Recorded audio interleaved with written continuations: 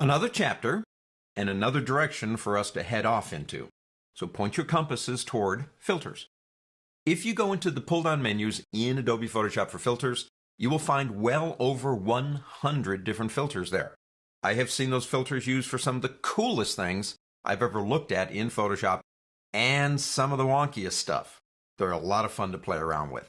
Open up in your exercise files this image right here from our friends at PhotoSpin, and we've used this one before. Go ahead and open that up. Wouldn't you like to be there right now? I'm going to double click on the hand tool. Let's take a look at the filter gallery.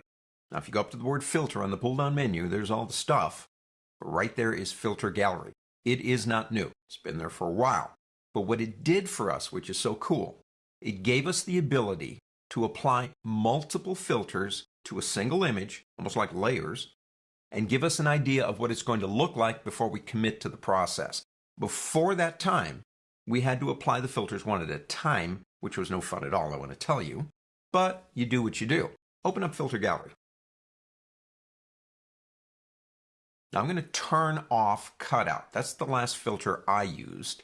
And if you've been here before, whatever it was before will be there now.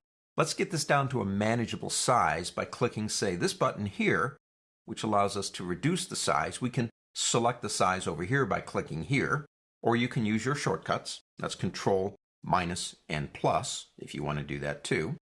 Get it down to the size you want to see. Once you've got that done, we can concentrate on applying something to it. Now, your filters are over here. You've got artistics and brushstrokes, etc. We're just kind of playing around with the gallery right now. Open up Artistic. Now, in Artistic, the last one I used was Cutout. And if I reactivate it, it'll take a second to render it, but it will. Cutout, according to Adobe, is explained this way.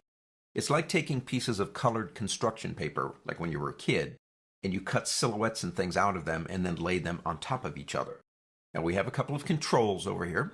The number of levels. Now if I take that all the way down to 1, what you're getting is less color.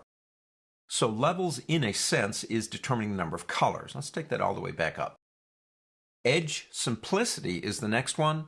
And what that is the accuracy of the edges. And if I go ahead and move that all the way here, sometimes the best way to see this is by moving it over. You have a more rustic type of look to the image. Let's go ahead and take that back the other way. Edge fidelity helps kind of keep the accuracy of the edges and following along. Sometimes it doesn't look like it's doing much at all. Just depends on the type of image that you're working with. So that's Cutout. Let's say we like what we have done. If we come up here to the word OK, we've committed, in a sense, and there is our image.